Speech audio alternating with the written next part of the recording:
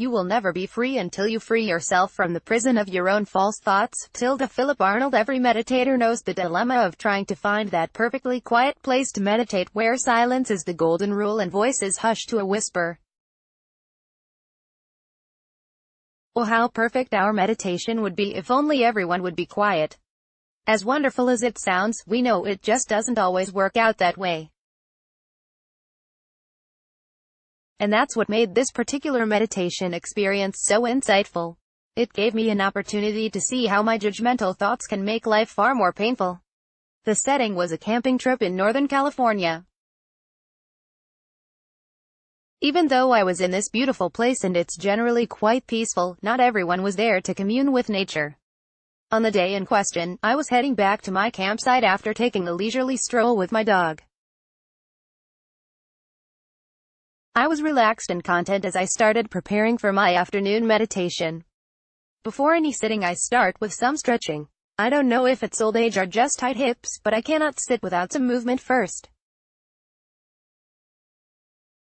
So as I was preparing my body to sit, my neighbors were preparing for a party. I could hear the preparations going on but didn't give it much thought, that is, until I heard the music. Led Zeppelin at throttle. I am a fan under most circumstances, but not at volume and definitely not when I'm about to meditate. Then came the thoughts. How can I meditate with such loud music? What kind of horrible person would do this? The whole park should be quiet right now, I need to meditate. My initial thought was to forget about my afternoon sitting, as there was no way I was going to be able to meditate through this. So, instead of meditating, I just sat there, becoming more irritated and frustrated over the loudness of the music, my anger toward my neighbors increasing. At this point I was painting them as serial killers who should be arrested for being so inconsiderate. I imagined all the things I would say to them and how I would get the park ranger to shut this clearly unlawful gathering down. Because doesn't everyone know this is the hour we meditate? Everyone should be quiet. The noise that was coming from the music was nothing in comparison to the noise in my head. By this time I was furious. After mentally torturing myself for about 30 minutes, having my neighbors arrested and convicted multiple times, I finally had a flash of mindfulness and asked myself, what's really bothering me? Is it the music? Is it my neighbors? Or is it the story I'm telling myself about why they shouldn't be playing the music? The music, in fact, was not painful. As I said, I like Led Zeppelin. And my neighbors, whom I had met earlier in the day, did seem like very nice people. Highly unlikely there were any dead bodies lying in their trunk. What was upsetting me was the story of why they shouldn't be playing the music and how this made me a victim. So I decided at that moment I would meditate, but I would also be on guard for what the real disturbance was. Not the music, not my neighbors, but the story of why they shouldn't be playing the music. Because I was so prepared for the disturbing thoughts, the moment they started to arise, the moment those first few words would creep out, but they shouldn't, how inconsiderate, why does it? I dropped them like a hot potato. The link between the thoughts and the pain was crystal clear, their seductive power crippled. And as long as I didn't give the story any fuel, it couldn't sustain itself, so there was nothing to bother me. As I sat, my concentration got deeper, even as the music blared on. When the meditation was over, I could hardly believe what had happened. I finally understood this teaching I had heard thousands of times. It's not the situation, but what I'm telling myself that's causing me to be unhappy. But why did it have to take so long? Our thoughts have enormous power over us, and we tend to underestimate just how much control they really have. How sneaky and insidious they are, how they sweep in and take over before we even know what's happened. At that point it's too late. We're so justified in our anger, our rightness, our pain that we can't let the thoughts go. As I reflected on the music, the meditation, and what I could learn from it, I realized what made it so much easier was that I was on the lookout for the thoughts. I was expecting them. So I started making a list of other recurring thoughts that disturbed me. The same thoughts I had been rehashing my whole life, allowing them to sneak in and steal my happiness over and over again. That's when I came up with my top 10 playlist. My top 10 most recurring thoughts that just drove me nuts and had no benefit. After writing them out and staring at them in black and white, I recognized my theme immediately. It was aversion. We all have two main modes of thinking, everything else is a subtext of these two modes. They are wanting, chasing, desire, and aversion, not wanting, resisting. We all spend time in both modes, but often we have a preference for one over the other. For me, it looked like this: I wish I hadn't said that. I don't want to be disturbed. I don't want to go to this event. How many times had I walked away from a conversation and immediately replayed it in my head, to find that one thing I shouldn't have said? Nothing mean or unkind, just that I would agonize over that one stupid sentence, imagining the other person thinking about me disparagingly because of one measly sentence. Meanwhile, the other person was probably agonizing over the one silly thing they said.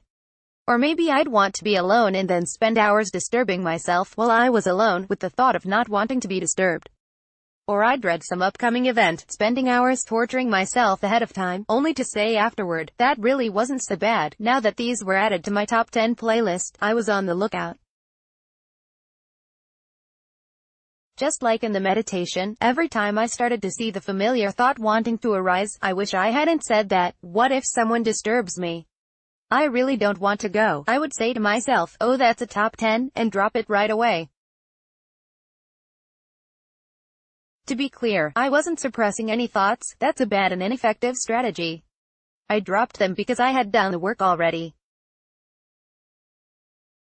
I looked at these thoughts on paper in the light of day, and I couldn't deny the pattern. I knew how long I had been dragging them around with me, my whole life. But what I also knew was that the thoughts were making me unhappy, not the other person, not the situation, not the upcoming event. Me. I was the one causing the pain by always being ready to fuel the story.